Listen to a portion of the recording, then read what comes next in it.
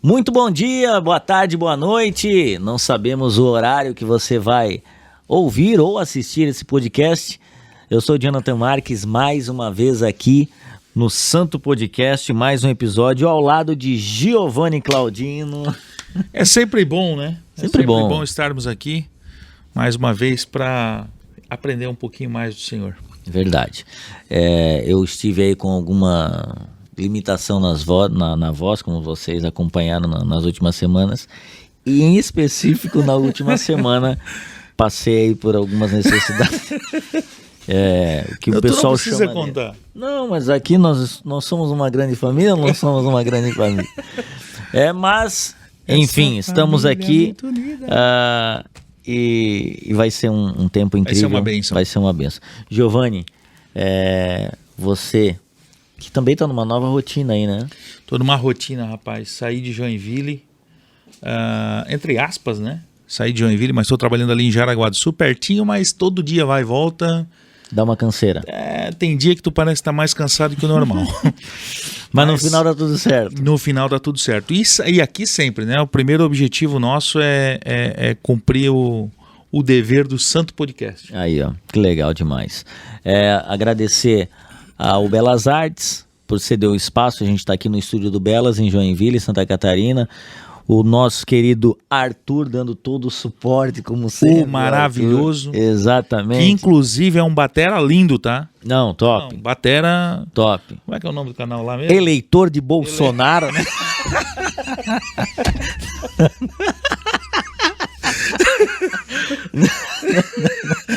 Não. É eleitor vote no padre. Não é eleitor de Bolsonaro. Tá indeciso, vote no padre. Agora não tem mais padre, né? Agora é um ou o outro. Calma. Né? Mais uma vez não é eleitor do Bolsonaro. Isso aí deu o que falar nessa semana. Esse episódio vai, obviamente, antes do segundo turno, né, das eleições aqui no Brasil.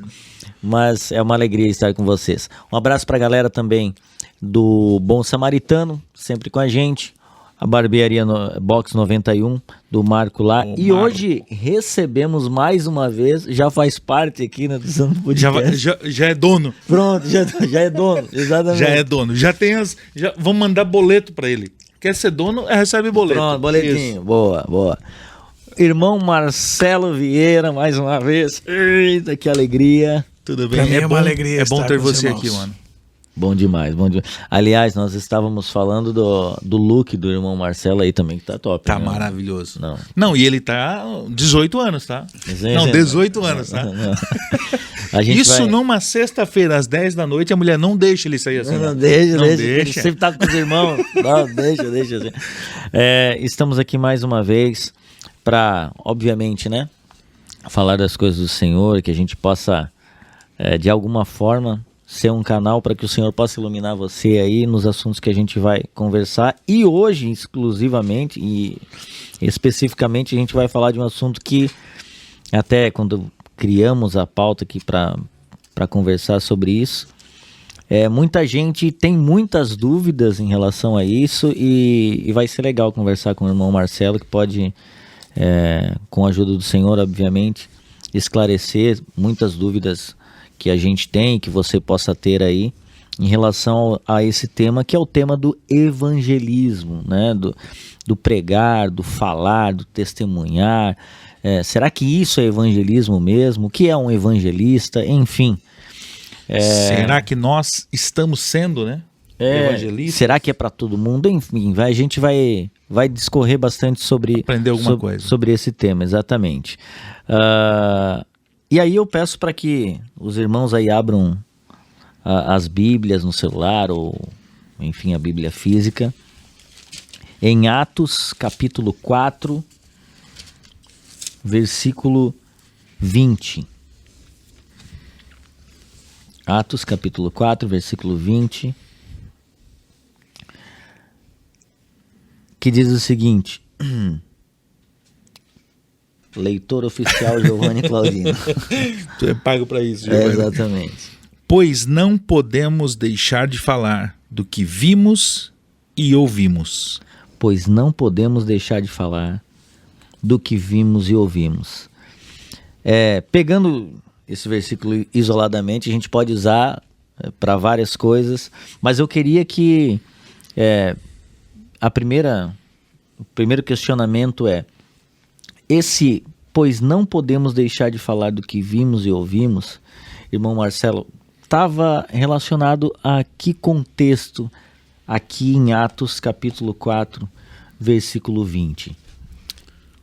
Está relacionado diretamente à cura que ocorreu no capítulo 3 de um coxo, quando Pedro e João vão à hora nona ao templo para orar, e estava na porta do templo esse homem e fez um pedido para Pedro e João, né?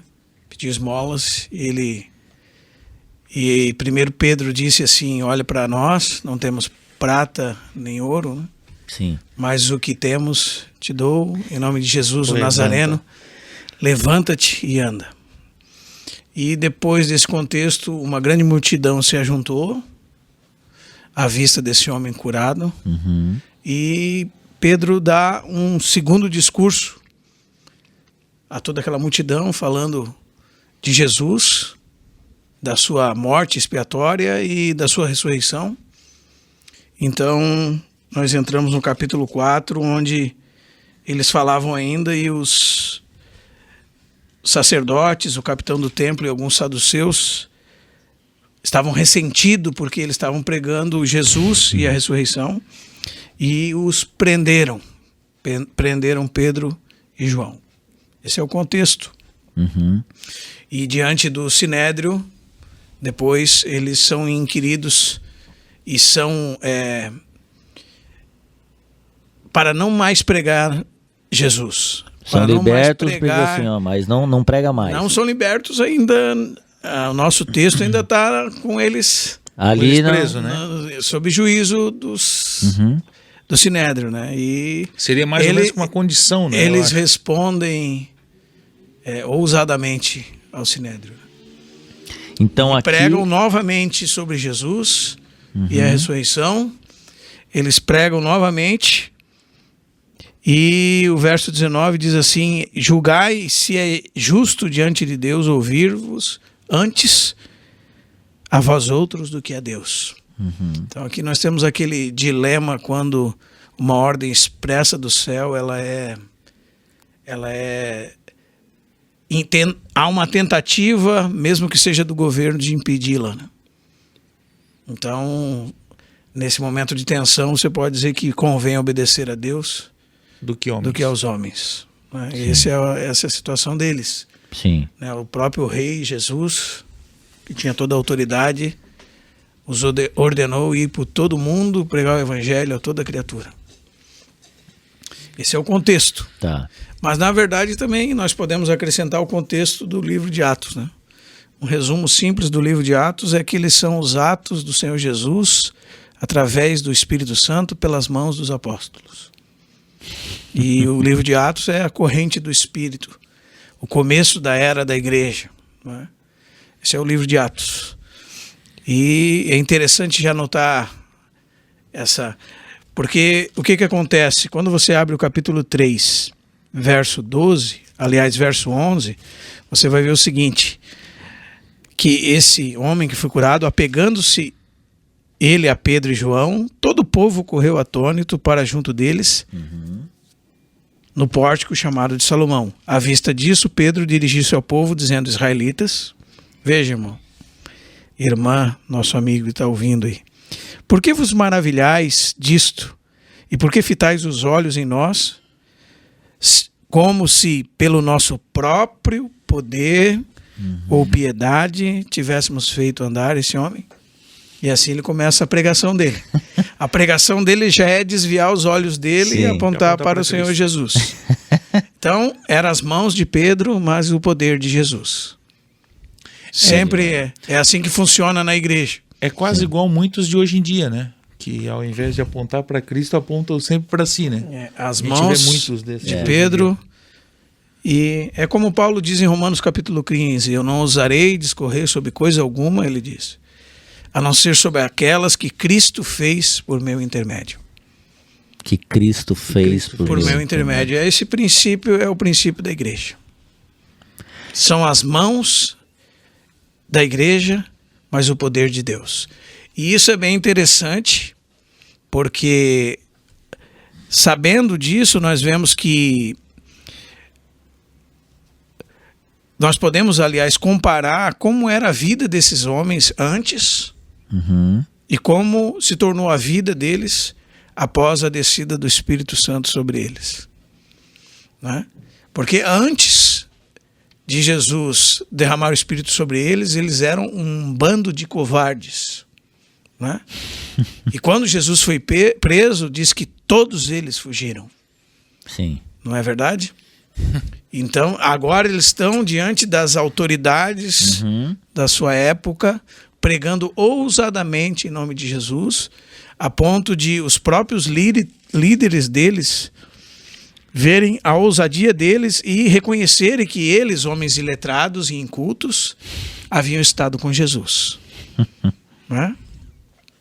Então esse é o contexto. Nós precisamos avaliar primeiro isso. Qual é a intenção do livro de Atos? A intenção do livro de Atos é mostrar que o Senhor Jesus continua a fazer e a ensinar através do Espírito Santo por ele derramado, pelas mãos dos apóstolos e através de todo o corpo de Cristo. Essa é a intenção do... E que antes eles eram de um jeito e após a descida do Espírito Santo sobre eles, eles se tornaram de outro jeito, como está escrito lá no capítulo 1, no verso 7 em diante. Aliás, verso 6, né? Então, os que estavam reunidos lhe perguntaram: Senhor, será este o tempo em que restaures o reino a Israel? O contexto aqui é a ascensão do Senhor Jesus. E Jesus responde a eles: não vos compete conhecer tempos ou épocas que o Pai reservou pela sua exclusiva autoridade. Mas recebereis poder. Quando descer sobre vós, o Espírito Santo, e sereis minhas testemunhas em Jerusalém, na Judéia, Samaria e até os confins da terra. E aqui, propositalmente, eu li esse texto porque a intenção que, pelo menos que me passaram, é falar sobre evangelismo. Né? Sim. Mas o evangelismo, ele é uma ação do Senhor Jesus Cristo pela investida do poder do Espírito Santo através das mãos da igreja. Então é assim que se processa o evangelismo. Como nós vemos no exemplo de Pedro. De homens covardes, de homens despreparados, de homens que se escondiam por medo dos judeus, a homens ousados, investidos com o Espírito Santo para pregar o evangelho a todo mundo. E assim se cumpria a grande comissão: ide por todo mundo, pregai o evangelho a toda criatura. Não é isso que está escrito? Batizando-vos em nome do Pai, do Filho e do Espírito Santo, ensinando-os a guardar todas as coisas que vos tenho ensinado, e eis que estou convosco todos os dias, até a consumação do século. Homens covardes que recebem o Espírito Santo de Deus e se encorajam a cumprir esse... Mas eu gostaria de mostrar esse versículo em outra perspectiva, porque muitas pessoas nos ouvem e pensam... o Brasil é um país muito problemático com respeito a essa questão do poder. Todas as religiões que mexem de alguma forma com o mundo espiritual, está por trás do ser humano o desejo pelo poder. Então a pessoa que vai sacrificar a ídolos, a pessoa que tem um orixá, a pessoa que tem um guia sobre ele deseja poder. Ele quer ser alguém que ele é capaz de produzir alguma coisa através desse poder que é dado para ele por essa entidade espiritual. E infelizmente, a nossa leitura das Escrituras às vezes é influenciada por esse tipo de ideia.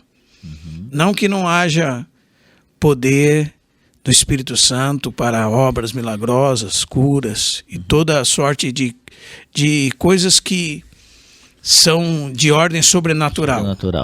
Porém, elas têm um fim, elas têm um objetivo, e é isso que as pessoas perderam de vista nos nossos dias.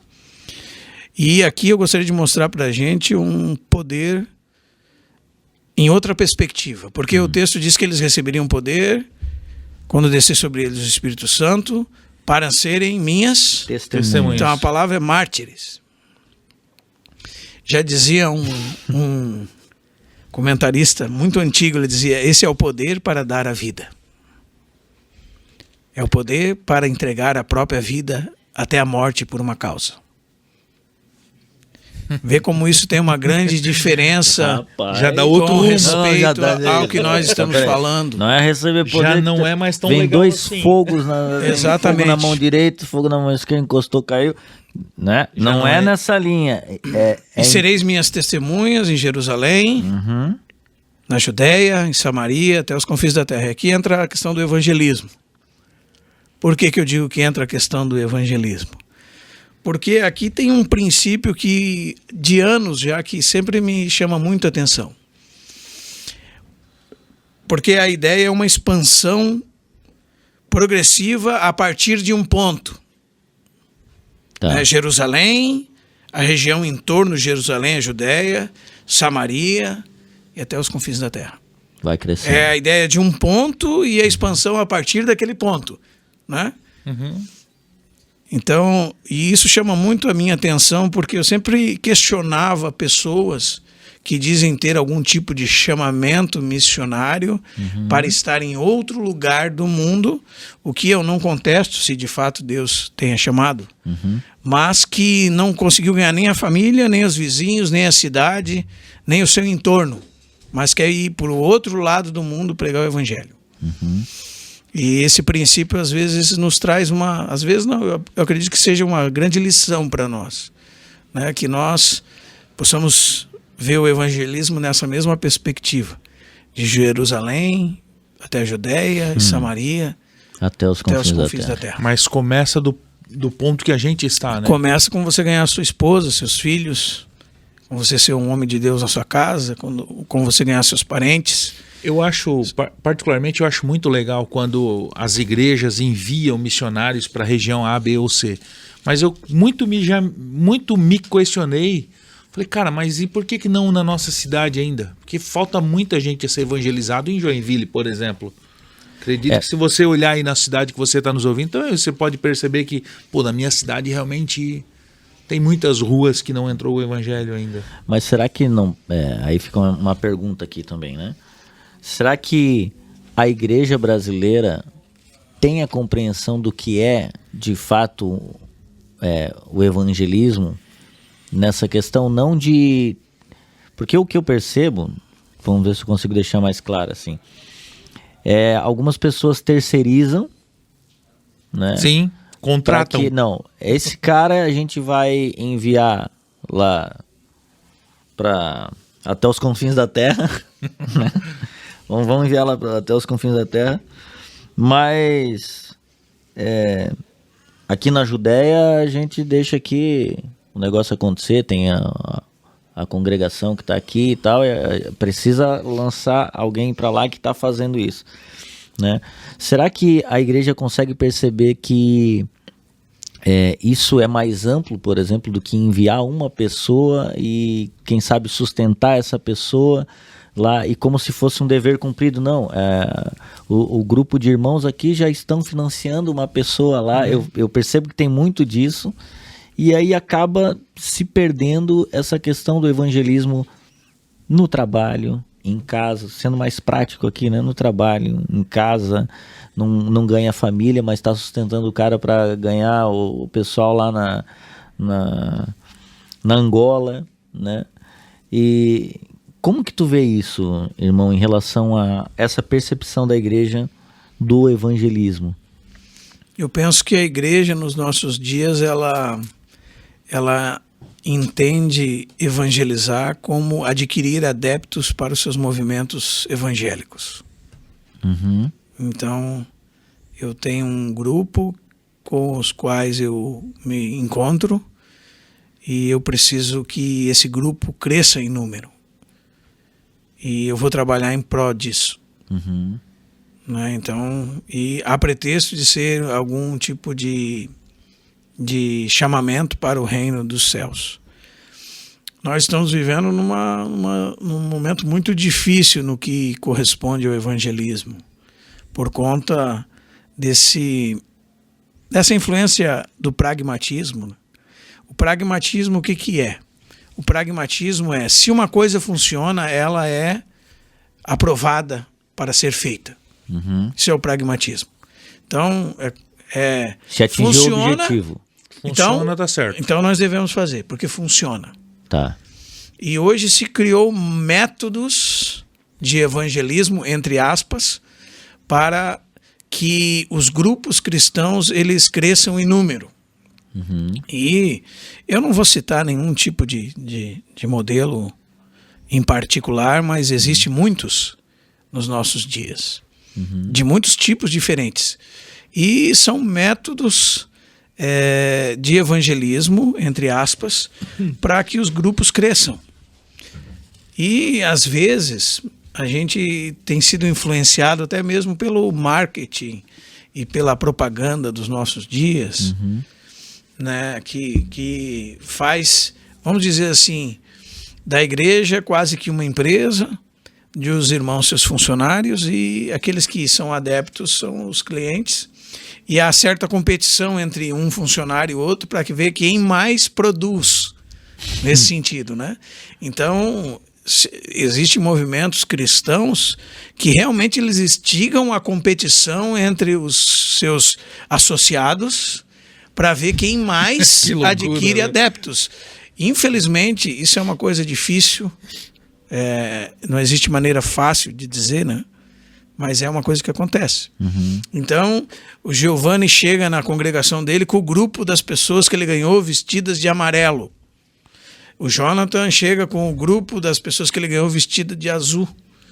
E a gente não percebe que tipo de coisa que a gente está criando, que os líderes estão estimulando, e que isso não tem a ver com o evangelismo. Tá. Né? Porque o evangelismo bíblico, ele é um testemunho vivo do Senhor Jesus Cristo através da vida das pessoas regeneradas e que fazem com que o Espírito Santo gerem filhos e filhas de Deus novos convertidos. Através da vida, da expressão da vida de Cristo em cada um de nós. Em cada um de nós. Então, e eu não tenho nada contra reuniões de evangelismo, não tenho nada contra enviar missionários, mas infelizmente tem se adotado métodos para evangelismo que não são aprovados pela palavra de Deus. Infelizmente eles existem, mas não são aprovados pela palavra de Deus. Por exemplo, existem determinados movimentos cristãos que fazem cursos de segmentos sociais. E aí, digamos que ele criou um curso de casados. Não estou falando nada contra qualquer curso, estou falando tudo genericamente. Aí tem um casal que está tendo problema no casamento, está quase se separando, não é? E começa a fazer um curso de casais. E eles começam a explicar para essas pessoas como é que ele deve lidar com a esposa, como é que a esposa deve respeitar o marido. E essas pessoas, elas consertam o seu casamento. Né? Elas conseguem ficar juntas, elas se decidem não mais se separar. E por conta disso, elas começam a congregar junto com esse grupo que desenvolveu esse curso. Tá. A minha pergunta essas pessoas se converteram, essas pessoas receberam Jesus Cristo como Senhor das suas vidas, essas pessoas se submeteram à autoridade de Cristo, essas pessoas foram regeneradas ou elas simplesmente foram educadas a como viver melhor? E aí eu digo que esse tipo de trabalho é evangelista, esse tipo de trabalho é um método de evangelismo? É uma pergunta que precisa ficar dentro de nós, porque, segundo o livro de Atos, a Bíblia diz, por exemplo, no capítulo 2, verso 47, que é um testemunho de como vivia a igreja naquela época, e diz que diariamente eles perseveravam unânimes, partiam o pão de casa em casa, e comiam suas refeições com alegria e singeleza de coração, louvando a Deus, contando com a simpatia de todo o povo, e acrescentava-lhes o Senhor dia a dia o número dos que iam sendo salvos. Então o Senhor mesmo estava trabalhando através da igreja e ganhando outras pessoas, às vezes pela vida dos irmãos, dia a dia, às vezes pelas pregações que eram feitas por intermédio dos apóstolos, mas era sempre o Senhor trabalhando, era sempre o Senhor acrescentando da maneira dele. Eu costumo dizer que Deus não faz nada da nossa maneira e não aprova nada que não seja da maneira dele. Hebreus 8 fala, do jeito dele, né? Hebreus 8 fala o seguinte: O mundo é dele. veja que faças tudo conforme o modelo que te foi apresentado no monte.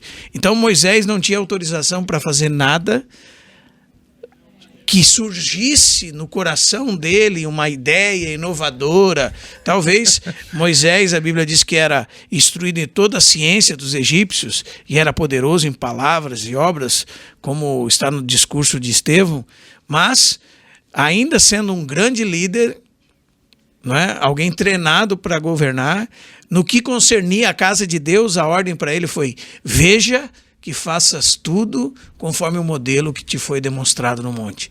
Então, se a casa é de Deus, a norma é de Deus, né? E nós devemos seguir as normas de Deus. E também nessa questão do evangelismo é assim que funciona. Jesus disse que eles seriam testemunhas de Jesus.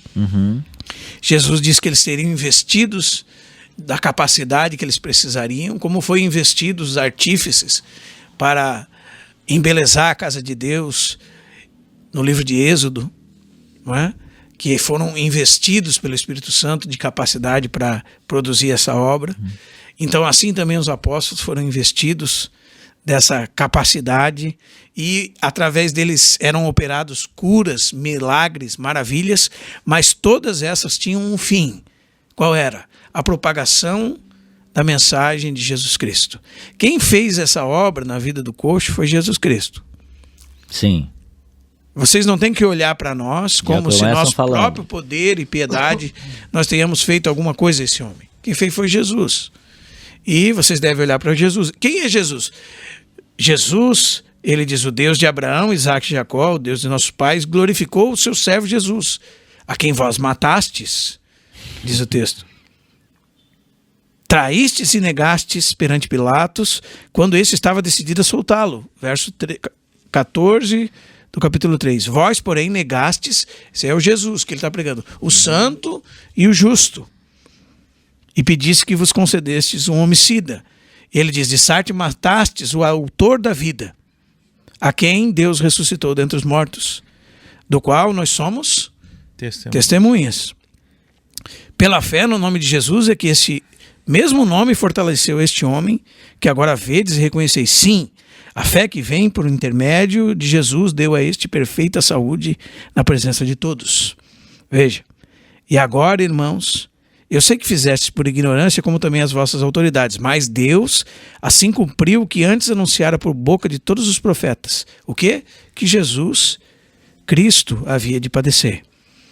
E olha o texto, arrependei-vos, pois, e convertei-vos, para que sejam cancelados os vossos pecados, a fim de que da presença do Senhor cheguem tempos de refrigério e envie ele o Cristo, que já foi designado, Jesus. Então, no contexto... Aí é uma pregação evangelista. Sem dúvida. Se alguém quer aprender como é que pregar o evangelho, leia o livro de Atos. Você vai ver a pregação dos apóstolos. Era a pessoa e a obra de Jesus. Esse é o evangelho. Esse é o evangelho segundo Romanos capítulo 1, verso 3. O evangelho de Deus com respeito ao seu filho.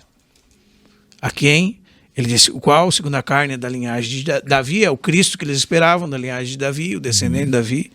E foi designado filho de Deus, ou declarado diante de todos filho de Deus, com poder, por meio do Espírito Santo, pela ressurreição dos mortos. Jesus Cristo. Essa é a pregação. Essa é a mensagem do evangelismo. Né? Mas o interessante é que... Então, uma vírgula antes do Marcelo continuar aqui, para os caras quem está acompanhando aí E já assistiu os cinéfilos que eles falam quando o cara é viciado em filme? Viciado não gosta de filme, assiste muito filme, não sei se é essa palavra, acho que é, né? Nunca ouvi. Se não for, Também não vocês coloquem aí. Tinha quando ele falou de serem minhas testemunhas, tem um filme chamado Mad Max. Já assistiu, Mad né? Max. Mad Max. E aí, uns caras são muito... É quase um kamikaze, assim, eles vão pra se matar. E aí eles falam assim, ó, testemunhe, mas não é tipo... Tu vai ser testemunha, ou seja, tu vai se entregar por aquela causa ali. Obviamente, do filme, Sim. né? Mas é legal tu perceber que tem base bíblica. Não, tô brincando. Mas sabe esse negócio de... É um filme olha, cristão. Não, mas essa compreensão de que eu sou testemunha, eu tô aqui para entregar a minha vida mesmo. Minha vida. No caso dos discípulos, se você traz então para essa perspectiva, vai muito além do que apenas falar, Sim. né, sobre algo. É viver em prol daquele algo a ponto de não só viver, mas perder a vida por causa daquele algo. Sim. A questão, então, para todos nós cristãos nós somos muitas vezes identificados pelas nossas profissões. O John é um radialista, o Giovanni trabalha com marketing, o ciclano é advogado, o fulano é administrador de empresa. Uhum. A partir do momento que nós fomos resgatados das trevas para o reino do nosso Senhor Jesus Cristo, nós, em primeiro lugar, somos um missionário, em segundo lugar, nós somos a profissão que nós temos. E essa profissão que nós temos, ela deve estar em subserviência à nossa função principal nessa terra, que é pregar o evangelho. Entendi. Né? Com a nossa vida e também com as nossas palavras. Pregue o evangelho a todo tempo, pregue a todos, se necessário for, use também palavras. Eu acho isso bom. E aqui, Giovanni, algo que vem a pergunta, talvez você que está assistindo aí ou ouvindo também pensou nisso. O fato... Eu já fui panfleteiro, né? Panfleteiro. O entregar o panfletinho. Como é o nome? Folhetinho. Isso, folhetinho. Porque na minha época ali eles falavam assim, ó, vamos evangelizar? Vamos. Vamos. Pega 500 folhetos. Pegava o grupo de jovens de 15 pessoas, ia pra praça entregar panfleto e na nossa cabeça estamos evangelizando. Entregava, Jesus te ama. Jesus te ama, Jesus te ama. É evangelismo? Porque assim, você vai, você fez, pô, evangelizei. Mas será que é isso? Ou, né? Tudo que você faz religiosamente, artificialmente, não produz realidade nenhuma. Então, se a pessoa ela faz por obrigação, se a pessoa faz por obrigação, se a pessoa faz porque alguém disse que devia fazer, se não nasceu, se não tem realidade de vida, então não passa de religiosidade, né? Eu acredito que nós devemos orar que este desejo, seja por que meio for, nasça no nosso coração por meio de Jesus Cristo e que isso aconteça em nós pela obra do Espírito Santo e não por esse tipo de obrigação. E eu não falo de alguém estimular um jovem a evangelizar, a pregar o evangelho, mas que tudo que é espiritual e genuíno pode ser copiado e ser artificial. Desde a experiência que parece ser a mais profunda e espiritual possível, mesmo essa experiência pode ser imitada, né? E pode ser artificial. Eu acredito que nós vivemos tempos assim nos meios pentecostais, porque houve grandes movimentos de realidade e vida. Na época, um pouquinho melhor isso aí para quem está ouvindo, eu acho que e hoje parece que as coisas ficaram mais uma artificialidade, uma superficialidade, sem realidade interior. Ou seja, se insiste na forma, mas não existe mais conteúdo. né, de realidade espiritual. Me parece que isso é muito presente nos nossos dias. Muito presente nos nossos dias. Eu vejo até que hoje eles mudaram uma fórmula. Antes era fazer essas reuniões de encontro. Eu participei de muitos, de entregar, por exemplo, no sábado à tarde. Hoje em dia o pessoal usa as redes sociais para, de certa forma, fazer esse evangelismo, né? É complexo, né? Saber se, tipo, de fato está vindo de uma origem genuína ou não, né? E também essa questão do objetivo alcançado, por exemplo, que o Marcelo trouxe aqui, né? Se na mente de muitos irmãos no Brasil, por exemplo, o evangelismo é isso, o Jesus te ama, mas não ter um acompanhamento, não ter um ensino sobre Jesus, esse Jesus que você falou que ama ele, a pessoa, enfim, né? Esse entendimento, por muitas vezes, do evangelismo ser dessa forma, a gente acaba não compreendendo se realmente aquilo atingiu o objetivo, né? Sim. Se realmente houve alguém regenerado ali, né? Teve algum retorno, né? Complicado. Isso. Um dia a gente pode falar só sobre isso, porque existiu um movimento que nos últimos tempos, né, sempre que se anunciava o evangelho, se fazia aquilo que era chamado a oração do pecador. Né? E o próprio Billy Graham fez parte, que foi um dos maiores evangelistas do século, fez parte desse movimento, e ele mesmo, depois de muito tempo, percebia que muitas das pessoas que supostamente iam à frente, entregavam a vida a Jesus, depois não havia mudança nenhuma na vida delas, e havia sido simplesmente uma emoção, uma coisa do momento, artificial, e não houve realidade interior nenhuma. Então muitas vezes a pessoa cria uma fórmula, assim, pode até ser mesmo, vamos dar o exemplo da oração do pecador, né? Se você recebeu Jesus, se você aceitou essa mensagem, venha para frente, vamos repetir essa oração, agora você faz parte da igreja, vamos batizar você, e o camarada não teve nada interiormente, não teve mudança nenhuma, né? E assim, eu penso que nós vivemos num ambiente muito perigoso, porque aí nós criamos cristãos artificiais. Eu costumo dizer que um falso cristão é pior que um ímpio. Porque ele pensa que é cristão, ele se professa cristão, mas não nasceu de novo. E existem muitas pessoas que estão nessa condição há muitos anos, congregando domingo após domingo, e se o Senhor voltar, e se verdadeiramente elas não tiverem nascido de novo, elas vão para o inferno, porque não receberam o único que poderia lavar seus pecados.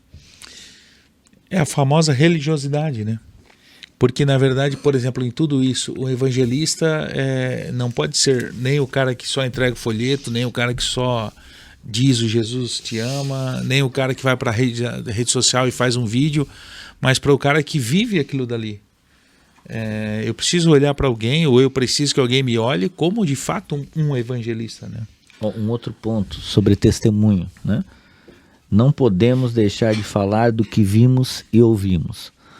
E essa questão do testemunhar o que aconteceu na tua vida como a questão de um evangelismo, mas sendo que a gente vê que a pregação de um evangelista é sobre Jesus, a sua obra, quem ele é e né, o objetivo de tudo aquilo. Será que o falar o que aconteceu comigo é um evangelismo? Não. Não é um evangelismo. Pode Porque ser um pré-evangelismo. Tá. Pode ser uma preparação para o evangelismo, mas não é evangelismo. Eu lembro que uma vez eu estava ouvindo uma rádio e na verdade foi uma situação bem constrangedora para mim, porque eu havia ido numa padaria para comprar pão com a minha filha e percebi que a pessoa estava escutando uma música gospel Tá. Então era uma rádio gospel, né? Dentro da padaria. Vertical FM. Dentro da padaria. E aquela alegria de encontrar um irmão, né? Não sei, espero que os cristãos de verdade já possam ter experimentado essa alegria. De poder estar com um irmão e saber que a pessoa que está perto de ti ali também é um irmão. Na liberdade que nós temos em Cristo de ter comunhão hoje nos nossos dias. E foi a minha pergunta, né? Uhum. Deixei de lado a minha timidez e perguntei para ele: você é um irmão? Você é um cristão? Ele disse: sim, há 30 anos. Aliás, hoje eu estava ouvindo uma palavra de Deus. Ele falou para mim. Estava ouvindo na rádio. Né? Uhum. E aí ele começou a contar para mim qual era a palavra de Deus que ele estava ouvindo. A palavra de Deus que ele estava ouvindo era de uma pessoa que havia se desviado dos caminhos do Senhor e que ela tinha ido para uma boate dançar e Deus falou com ela lá naquela boate dizendo assim: aqui não é o teu lugar. Tá. E essa pessoa contava na rádio esse testemunho, Uhum. né? Mas isso não é evangelismo. Isso não é uma palavra de Deus. A palavra de Deus, ela está aqui na nossa Bíblia. frente aqui. Os irmãos entendem? Sim. Então, e aquele irmão estava falando para mim que ele tinha ouvido uma palavra de Deus. E aquilo me entristeceu profundamente, porque aquele segmento do cristianismo tinha se tornado uma coisa assim tão assim inadequada, para falar uma palavra bem, que simplesmente se ouvia aquilo que as pessoas haviam recebido da parte do Deus que elas acreditavam, em experiências tão estranhas e alheias às Escrituras e à pregação genuína do Evangelho. Assim, nós, os cristãos, nós devemos sempre nos lembrar de 1 Coríntios capítulo 15, a partir do verso 3, que diz que Cristo morreu pelos nossos pecados, segundo as Escrituras, foi morto, né? Foi crucificado, morto, sepultado, ressuscitou ao terceiro dia, segundo as Escrituras, e apareceu a muitos, né? Foi ascendido ao céu, está sentado à destra de Deus, de onde virá para julgar vivos e mortos. Esse é o Evangelho de Deus. Uhum. Não é o camarada estava numa boate e ouviu alguma coisa, talvez até, não sei, talvez pelo efeito daquilo que estava usando, aqui não é teu lugar. Isso não é evangelho. Aí as pessoas, isso acontece outra coisa também, muitas pessoas ocupam o tempo da ministração da palavra falando do diabo, falando porque era bruxo, porque era satanista, porque era pai de santo, porque era não sei o quê, porque fez trabalho, porque entregou a vida para o Satanás e tal e tal. Você fica assim, será que isso vale de alguma coisa? Porque a Bíblia diz que existem coisas que nós fizemos no passado que até proferi-las é vergonhoso. Sim. E essas coisas vergonhosas do nosso passado se tornaram assunto. Sim. E esse assunto é chamado de evangelismo. Não só o assunto, como muitos irmãos vão atrás desses assuntos. Tipo assim, não vem o irmão tal pregar, vem o ex-bruxo. Ex-bruxo. Ex-satanista. Eu me lembro de um mentiroso que andava por tudo e falava que ele tinha, não sei, 2.000 falanges de pombagira, que ele tinha sido traficante, ele tinha sido da Umbanda, do Candomblé, da maçonaria, da recebido Rosa Cruz. tiro. Ele foi esfaqueado, sabe? Ele era o Highlander. Sim, e tem. Ele só não tinha morrido porque não tinham cortado a cabeça dele.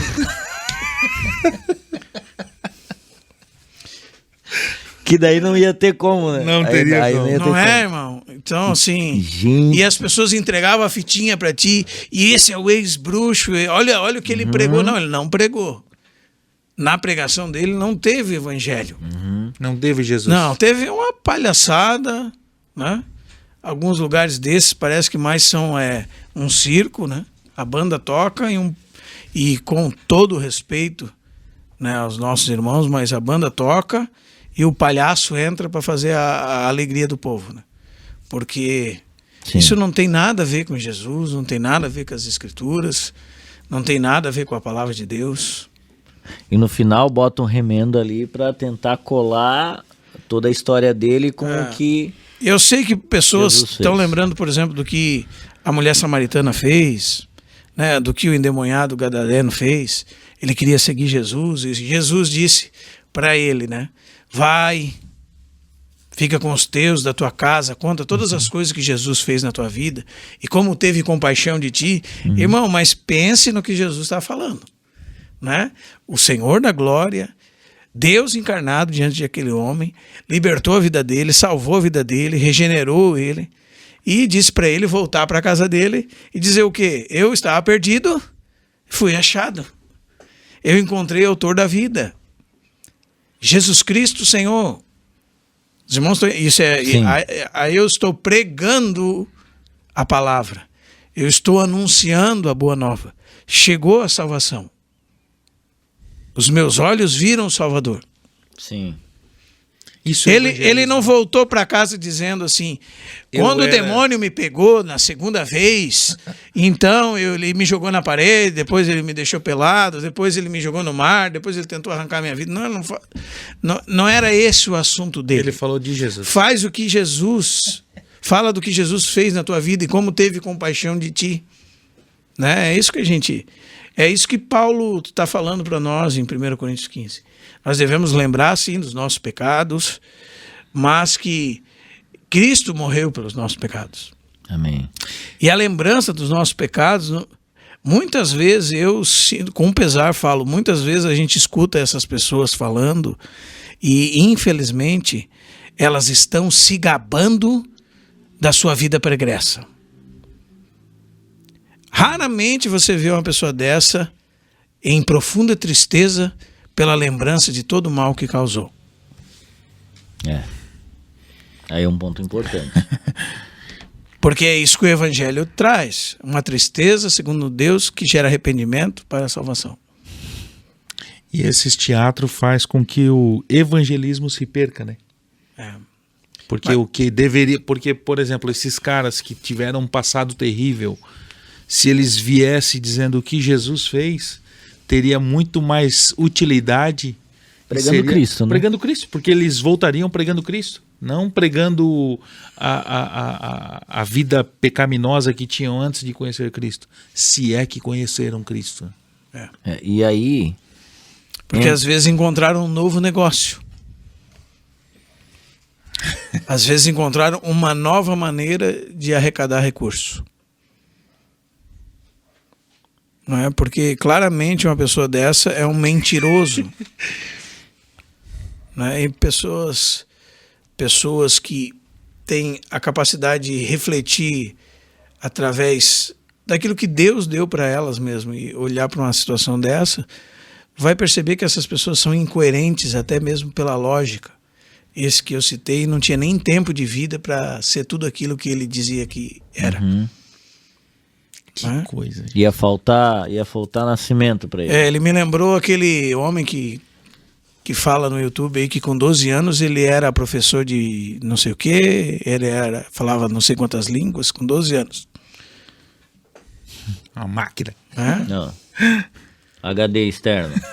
O HD do menino. Lembrando que a Bíblia diz que o diabo é o pai da mentira. Né? E quando alguém tem esse tipo de comportamento, há de se desconfiar de que ele é filho. Porque o diabo é o pai da mentira. Claro, sim. E nós somos responsáveis por evangelizar essa assim como o próprio texto deixa claro, né? Até os confins da terra, né? Sim. E hoje em dia a gente percebe que a gente tem desconectado desse evangelismo, a nossa geração parece que não está muito focado nisso, ou não? Você ainda vê um povo evangelizando? Eu vejo os movimentos cristãos fazendo adeptos para os seus grupos cristãos. Mas nada para Cristo. Mas muito pouco disso eu penso que seja realidade genuína de conversão interior. Entendi. No século XVII havia pastores que antes dos novos convertidos se batizarem, eles eram provados se verdadeiramente eram cristãos ou não. E isso incluía muitas coisas, frutos dignos de arrependimento, incluía aquilo que professavam com sua boca, incluía como viviam a sua vida, e se havia a realidade de mudança interior, ou simplesmente eles haviam aderido a algum tipo de pensamento cristão. E hoje, por conta dessa ânsia por números, eu penso que vão se aderindo pessoas que não tiveram em si mesmas uma genuína transformação, não nasceram de novo, não foram regeneradas, e que a partir daquele momento se dizem cristãs, mas não são de fato, e de fato o que fazem é envergonhar o evangelho. Eu lembro que eu estava no trânsito. Eu estava no trânsito num carro e com um irmão, e o irmão que estava comigo fez uma daquelas barbeiragens. Tá. E aí a pessoa de trás não gostou muito. E eu não fiz por mal isso, mas eu acredito que isso seja um bom exemplo para nós, que ainda sendo cristãos, às vezes temos um comportamento ímpio, né? E eu vi que o carro de trás começou a perseguir a gente, buzinar, acelerar, ir para o lado e tal. E coincidiu de o sinal fechar, nós pararmos e esse carro parar do lado, assim. Quando ele parou do lado, ele já abaixou o vidro para, né, começar a proferir palavras de baixo calão contra nós. E quando ele viu que eu estava sentado no carona, ele queria que a terra se abrisse e ele pudesse se enterrar ali. Era um conhecido. E era uma pessoa que se dizia cristã. Tá? E era uma pessoa que, quando eu vi, eu disse: paz, irmão.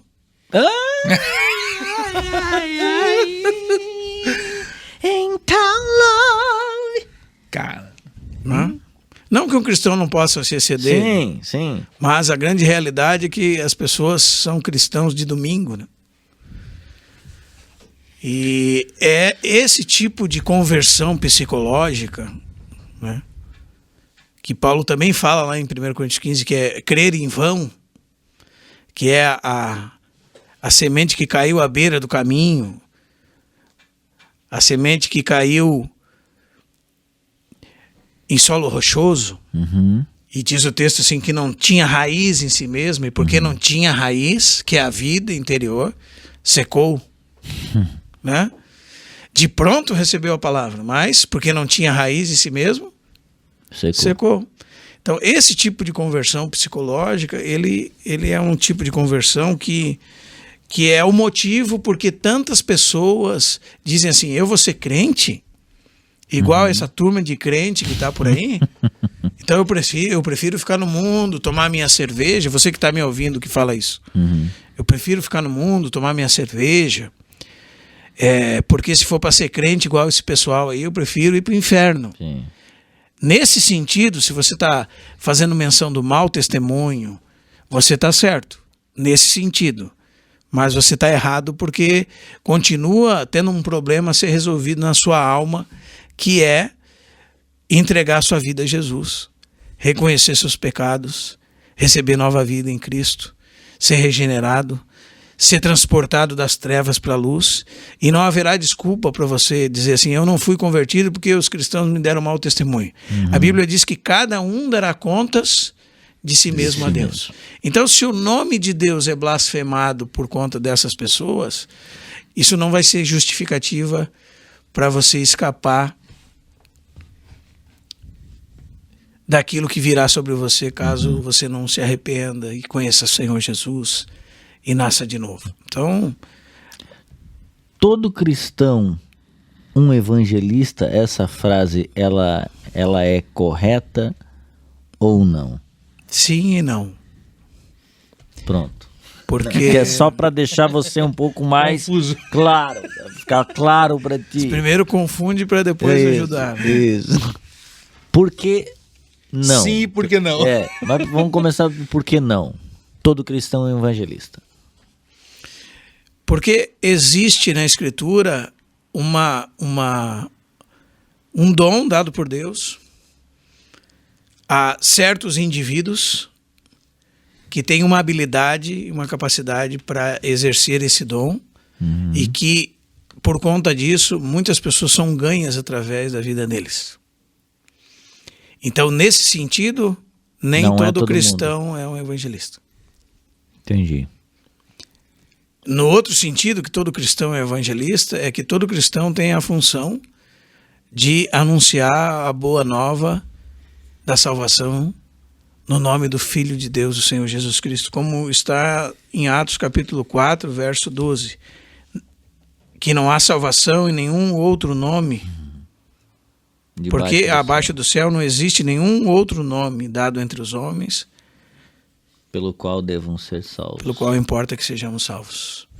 Então, nesse sentido, todo cristão deve pregar o evangelho. Todo cristão deve pregar o evangelho e, como eu disse, todo cristão, essa é a primeira função dele. Tá. E as outras funções que ele tem nessa terra, elas devem estar em subserviência a essa função. Ou seja, elas devem prover os meios para que essa função principal dele seja exercida. Então, se você é um advogado, você deve usar a sua advocacia para pregar o evangelho. Então todo cliente que vai chegar no meu escritório, eu vou esquecer o caso dele e vou pregar o evangelho para ele? Não estou falando disso. Os cristãos, eles precisam ser mais inteligentes, porque eles receberam o Espírito Santo e a capacidade de pensar, refletir. Tá. Né? O Senhor Jesus tirou nossos pecados. De ladinho assim, ó, plaque. O que eu estou dizendo é que ele deve usar a motivação principal da vida dele deve ser que o reino de Deus avance e que os cristãos sejam edificados. Porque essa é a função da igreja. Isso é por toda a história da igreja. Os irmãos podem anotar isso atrás das suas Bíblias, porque a nossa função é dupla: ganhar os perdidos e edificar os crentes. Ganhar os perdidos e edificar os salvos. Ganhar os perdidos e edificar a igreja. Essa é a nossa função. E tudo que a gente faz é secundário e subserviente a essa função. Então, o camarada é um advogado, ele tem a oportunidade de ser um advogado para a glória de Deus, de dar testemunho do evangelho e de manifestar a vida de Deus Ser um bom para advogado. as pessoas que estão ao seu redor. Como um sapateiro que perguntou para Lutero como poderia glorificar a Deus, como poderia fazer para servir a Deus. Será que ele, nas suas férias, deveria ir para alguma tribo indígena e pregar o evangelho? E a resposta de Lutero para ele foi: faça um bom sapato e venda por um preço justo. Faça um bom sapato e venda por um preço justo. Então, a partir do momento em que aquele homem faria aquele sapato para a glória de Deus, ele faria o melhor que ele pudesse, porque ele estava servindo a Deus e não aos homens. E quando ele oferecesse aquele sapato, um bom sapato para a glória de Deus e por um preço justo, Tá. uma grande diferença daquilo que nós vivemos hoje. Sim. E na relação dele com estas coisas e servindo a Deus através da sua vida, as outras pessoas seriam alcançadas para Cristo, Sim. através da vida dele. E isso a gente não precisa dar muitas explicações secundárias, porque se nós somos irmãos de verdade, nós vamos descobrir que às vezes nós temos a capacidade de abrir o coração das pessoas sem que elas nem mesmo nos conheçam. Às vezes você está no mercado, você está na fila do caixa, você está atendendo alguém no seu trabalho e a pessoa derrama o coração para você, sem nem te conhecer, sem nem dar explicações, coisas que ela não falaria para outra pessoa, mas ela abre o coração para você. E isso é uma coisa que parece que é uma habilidade que Deus deu a muitos filhos de Deus, todos os filhos de Deus, né? E nós, infelizmente, somos tímidos no anúncio do Evangelho. Não avançamos. Pensamos que nós não somos capazes. E, de fato, deve haver preparo para a pregação do Evangelho, não deve ser de qualquer jeito.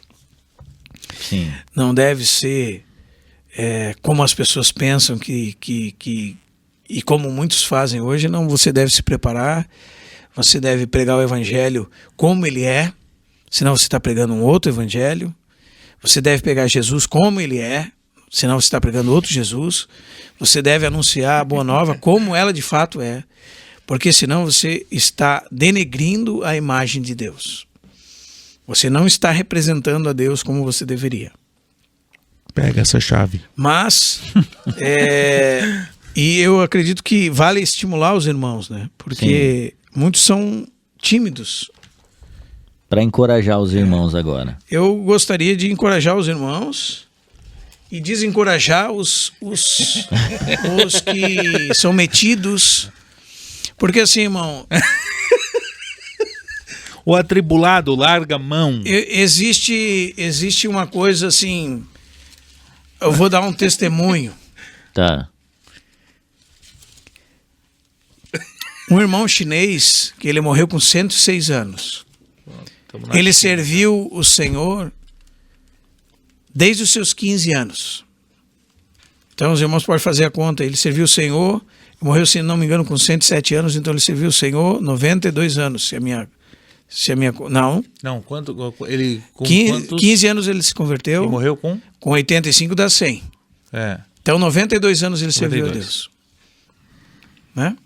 Gente, é tempo, tá? E ele dizia uma coisa que Quase vale a muito idade bem. do John. E diligentemente ele serviu a Deus. Diligentemente. E ele dizia assim que às vezes você pensa estar preparado e você não está preparado. Essa é a tendência do presunçoso, do arrogante. Ele sempre quer fazer algo que ele não foi chamado para fazer. Então ele pensa estar preparado, mas ele não está. Agora, se você pensa não estar preparado, pode ser que você esteja para aquele momento, para fazer alguma coisa para o Senhor.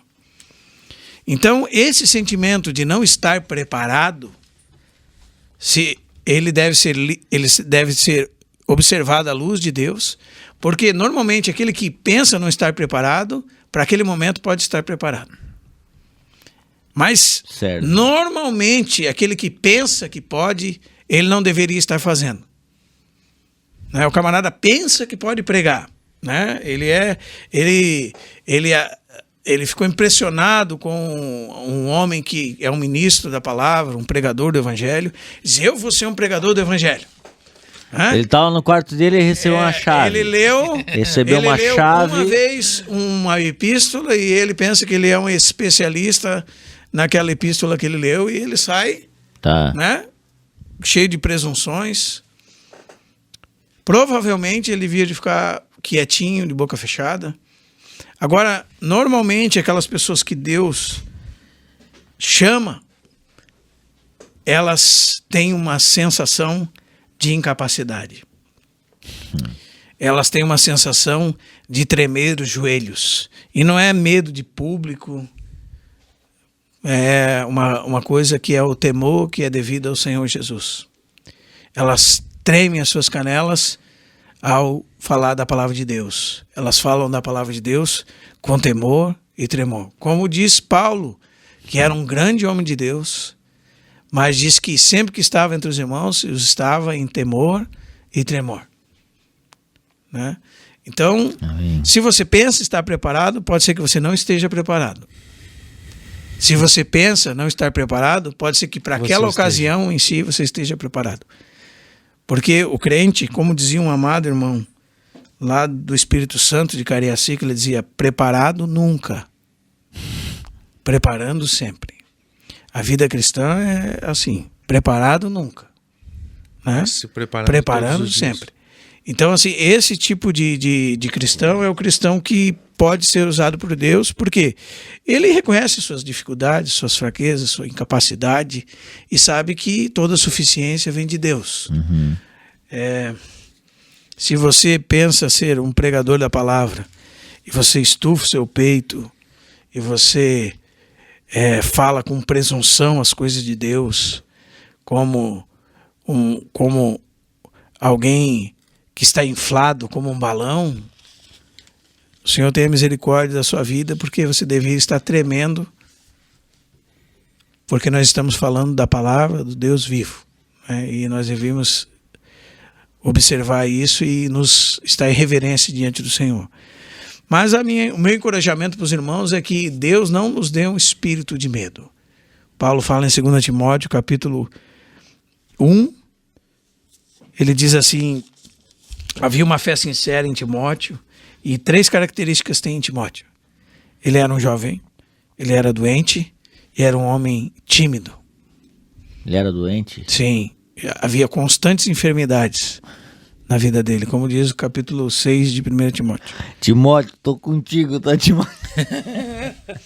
Ele era tímido, um jovem, e tinha constantes enfermidades, né? E Paulo diz que ele admoestava a colocar fogo no dom de Deus que havia nele, né? Acender aquilo que ele havia recebido de Deus, não deixar apagar aquilo que havia recebido de Deus. E Paulo diz assim: porque Deus não nos deu espírito de medo, de covardia. Esse é o espírito que desceu sobre os apóstolos. É o espírito de ousadia. Né? Mas a ousadia para fazer as coisas do Senhor no Espírito Santo. Não deu espírito de covardia, mas de poder, de amor e de mente sã. Então, por conta disso, não precisava se envergonhar, diz o texto, do testemunho de nosso Senhor. E nem de Paulo, que estava encarcerado. Então, os irmãos, nós somos tímidos. Aqueles que têm algo para servir a igreja. Aqueles que... E talvez seja o seu problema que está nos vendo, nos ouvindo. Você tem dificuldade de exercer o ministério que Deus te deu, de anunciar Jesus Cristo para o mundo. Essa é uma coisa que nós devemos vencer. Nós já recebemos a capacidade que vem de Deus para vencer. Amém. Então, veja que nessa questão do evangelismo existem níveis diferentes, né? Há um nível que abrange todos os filhos de Deus.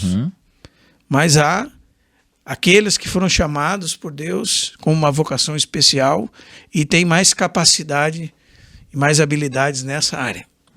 Assim também funciona com o pastoreio. Em certa medida, todos nós pastoreamos uns aos outros. Sim. Em certa medida, todos nós somos os terapeutas, como é a linguagem de Filipenses, uns dos outros. Né? Todos nós cuidamos uns dos outros. E quando nós estamos fazendo isso, nós estamos exercendo essa função. E eu digo num estágio menor. Sim. Né? Não num nível menor, porque a gente fala de nível, daí tem o pastorzão, né? O pastor médio e o pastorzinho. Não, num estágio menor. Porque todos nós somos irmãos. Mas à medida que nós vamos crescendo em Cristo, alguns vão recebendo responsabilidade maior. Um pouco maior. Né? Isso já nos serve de lição, porque se eu não pastoreio nem minha família, meus filhos, as pessoas que estão ao meu redor, né? Se eu não cuido, e é isso que Paulo diz em 1 Timóteo capítulo 3. Aquele que não governa bem a sua própria casa, como cuidará da igreja de Deus? Esse era um requisito para um presbítero. Sim. Se ele queria cuidar da igreja de Deus, ele tinha que ser alguém que tenha os filhos sob disciplina, com todo o respeito. E Paulo diz, porque quem não sabe governar na própria casa, como cuidará da igreja de Deus? Então, existem também níveis de pastoreio. Sim. Né? Então, por isso que talvez fica um pouco confuso, né? Porque, querendo ou não, em Efésios capítulo 4, a partir do verso 11, você tem lá apóstolos, profetas, evangelistas, pastores e mestres. Né? Sim. Aí a pessoa diz, mas eu não sou um evangelista. Não é isso que acontece? Mas eu não sou um pastor. O pastor que faça a função do pastor, eu sou... e acaba não cuidando uns dos outros. Sim. Acaba não evangelizando. Acaba não ajudando a instruí-los mutuamente, né? Acaba não fazendo nada. E é interessante porque o verso 12 diz que a função desses serviços da casa de Deus, desses dons dados à igreja, é para o aperfeiçoamento dos santos. Mas não parou aí. Como se houvesse um grupo que aperfeiçoou os santos e termina por aí. Não, o versículo continua. Para a obra do ministério. Ou, em outras traduções, para o desempenho do seu serviço. Ou seja, esses homens, eles aperfeiçoam os irmãos para que os irmãos trabalhem. Né? Esses homens são dons dados à igreja para o aperfeiçoamento dos santos, para que os santos desempenhem o seu serviço, para que haja edificação no corpo de Cristo. Sim. Então, para que todo mundo funcione. Irmão, se você está lá domingo,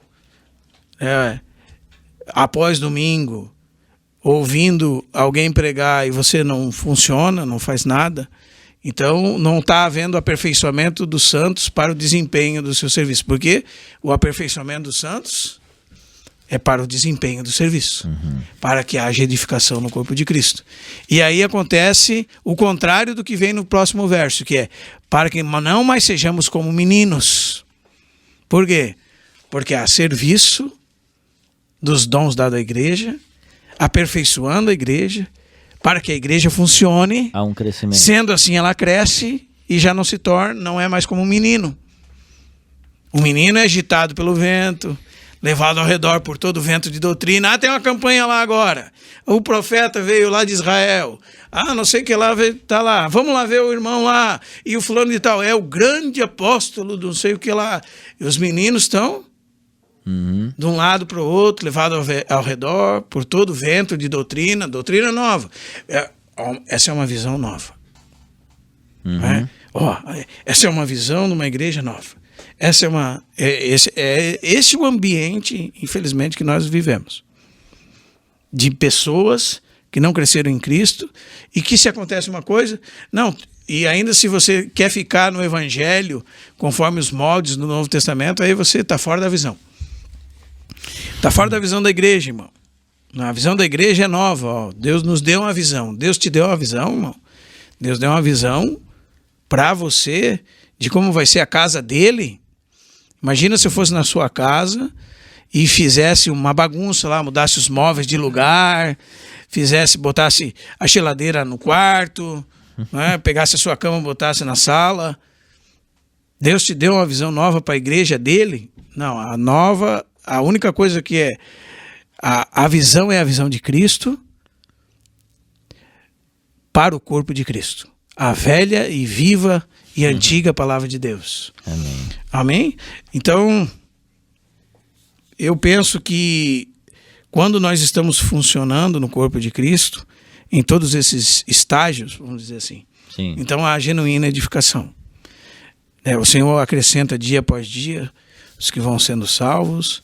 O Senhor edifica a sua igreja através dos membros do seu corpo, para que eles funcionem. Por isso que eu comentei que às vezes a gente está domingo após domingo, mas o nosso crescimento é funcionando, nos edificando, trabalhando em cooperação para o reino de Deus e para que o Senhor Jesus alcance a preeminência em todas as coisas, para que Amém. a gente consiga apresentar todo o homem perfeito em Cristo, como Paulo fala em Colossenses capítulo 1.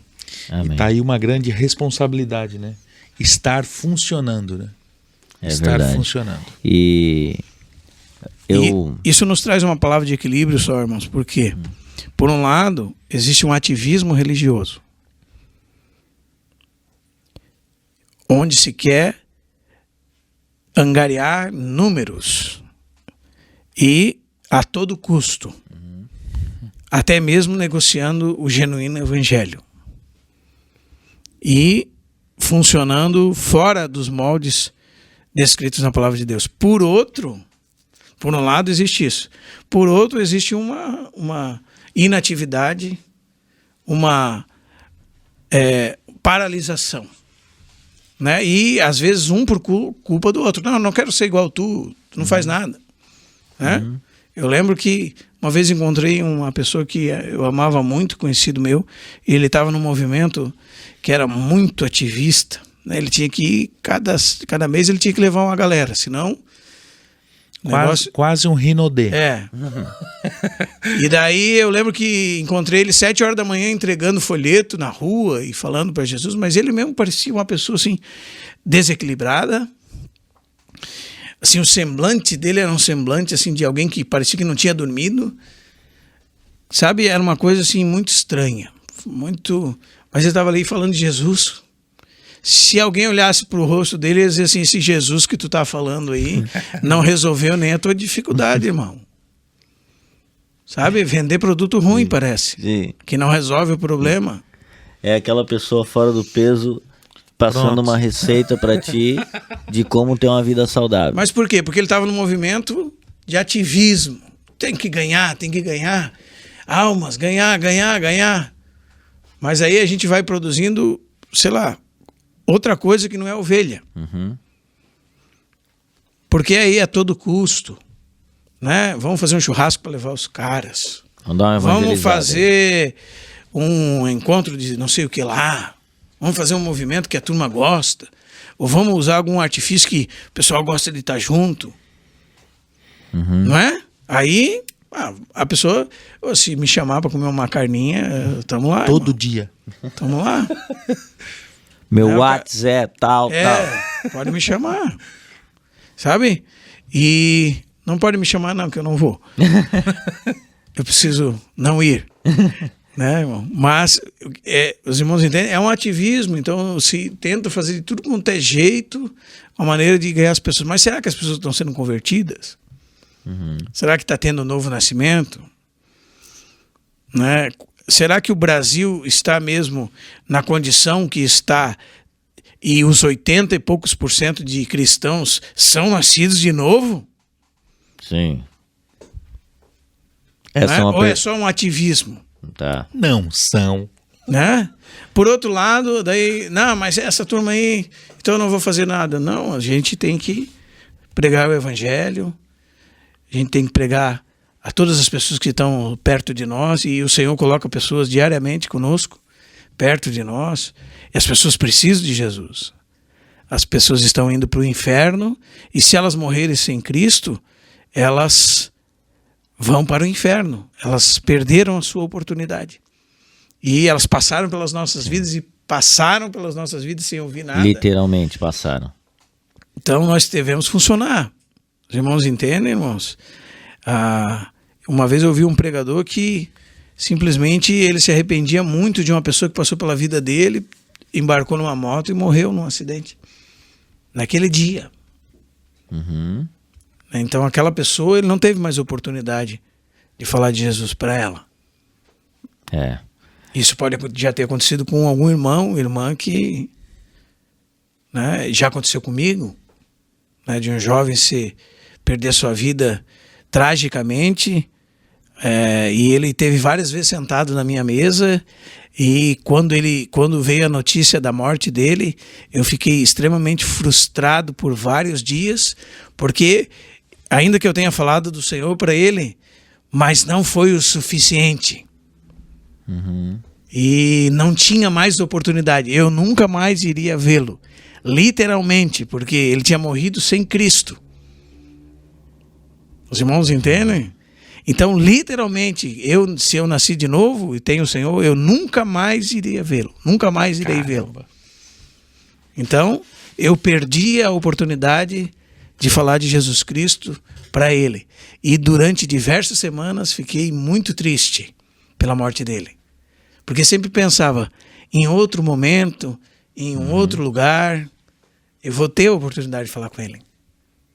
Porque ele era um menino amado. Sim. Sabe? Que fica um alerta, né? Mas era alguém que não cria no Senhor. Que fica um alerta para todos nós. E lembro das vezes que sentou na minha mesa e eu falei do Senhor para ele, mas não foi o suficiente. E eu deveria ter falado mais. né? E o dia que veio a notícia da morte dele, para mim, foi um momento trágico, assim. Coisa que... E agora não tenho mais essa chance. E nós perdemos essas chances diariamente. Diariamente, né? Eu... Não seja assim conosco. O Senhor nos ajude. Amém.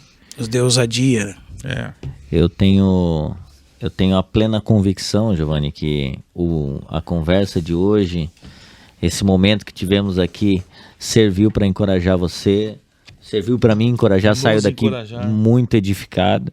E o que, se você pudesse, de tudo que a gente conversou aqui, né, além do texto bíblico ali, entender que a função, né, de todo cristão é então pregar ao perdido e edificar os irmãos.